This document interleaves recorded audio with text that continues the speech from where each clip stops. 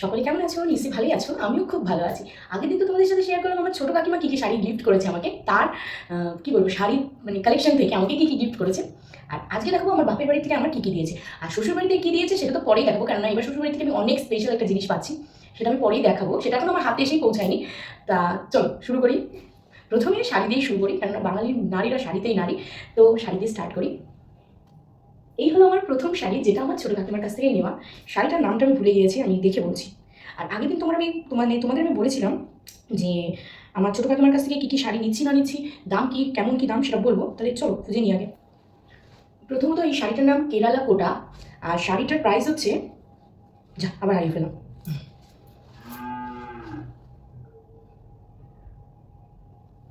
শাড়িটার দাম হচ্ছে 1590 টাকা। আর এটা হলো কেরালা কোটা।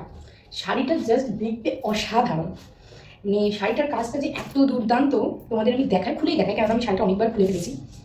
এই যে হলো পাড়। আমার কাকিমার শাড়িগুলো আমি এত সুন্দর খুলে দেখাচ্ছি, কেননা তোমরা যদি কেউ নিতে চাও তাহলে তোমরা দেখে নিতে পারবে। এই শাড়ি এখনও রয়েছে। এই যে হলো ব্লাউজ পিস। ব্লাউজ পিসটা দেখো না কি দারুণ।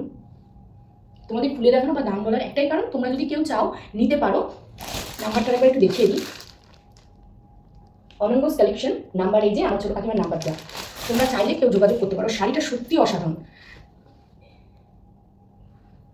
আর আমাকে পরলে কেমন লাগবে জানিও। এই গেল আমার প্রথম শাড়ি, এটা আমার বাপের বাড়ি থেকে দেওয়া হয়েছে আমাকে। আমি যদি বলি মা, কেউ কিছু মনে করো না, মা তো ইনকাম করে না, কিন্তু বাবারই টাকা মা হাতে করে এনে দেয় বলে মার নামটাই সবসময় হয়। সেটা এই বাড়ির ক্ষেত্রেও মামুনি হাতে করে এনে দেয় বলে আমি মামুনির কথাই বলি। তো যাই হোক, এটা বাপের বাড়ি থেকে পাওয়া প্রথম। তারপরে দেখায় এই যে এই দুটো শাড়ি তোমরা দেখছো, দুটো শাড়ি ষষ্ঠীর শাড়ি, কিন্তু আমি ষষ্ঠীর সময় তো পরা হয়নি বা ষষ্ঠীর পরে আমি পরিনি, এই জাস্ট ব্লাউজ বানিয়ে নিয়ে আসলাম। এই শাড়িগুলো এখনো বানাইনি, মানে নতুন শাড়িগুলো, পুরোনোগুলোই বানিয়েছি। এই যে এটা ভাবছি পুজোয় একদিন পরবো। এই শাড়ি দুটো আমার কাকিমার কাছ থেকে নেওয়া। এবার চলো নেক্সট গাউনের দিকে যাই। প্রথমে দেখায় এই যে গাউন, মানে গাউন একটা ওয়ান পিস দেখছো, এটা হচ্ছে আমার জন্মদিনে আমার বাবা দিয়েছিল, দুখানা ওয়ান পিস দিয়েছিল, তাহলে একটা পরে ফেলেছি, আর এই একটা রয়েছে। তোমাদের দেখিয়েছিলাম, তোমাদের খেয়াল আছে কিনা জানি না, সিলো খুলিনি, কারণ আমি এখনো অব্দি পরিনি। ইচ্ছা আছে এই গাউনটা আমি ওয়ান পিসটা পুজোয় পরবো একদিন। এই একটা, ও আবার শাড়ির দিকেই যায়, সরি। এই হলো একটা সুন্দর ঘিয়ে কালারের শাড়ি, এটা সত্যি দারুণ। এই শাড়িটা আমার কাকিমার কাছ থেকে নেওয়া না, এটা আমি বাইরে থেকে নিয়েছিলাম। শাড়িটা কেমন হয়েছে বলো দেখতে। এটাও বাবার কাছ থেকে নেওয়া, মানে মার কাছ থেকে নেওয়া। এই একটা, আর যাই এই যেটা দাও,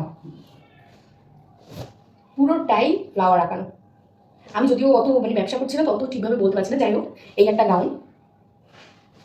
এই কালারটা কেমন, এই কালারটা আমার খুব ভালো লেগেছে বলে আমি নিয়েছি। ব্লু কালার ছিল আর মেরুন কালার ছিল, তাই ভাবলাম যে এই কালারটাই নিই, এটাই বেশি মানাবে।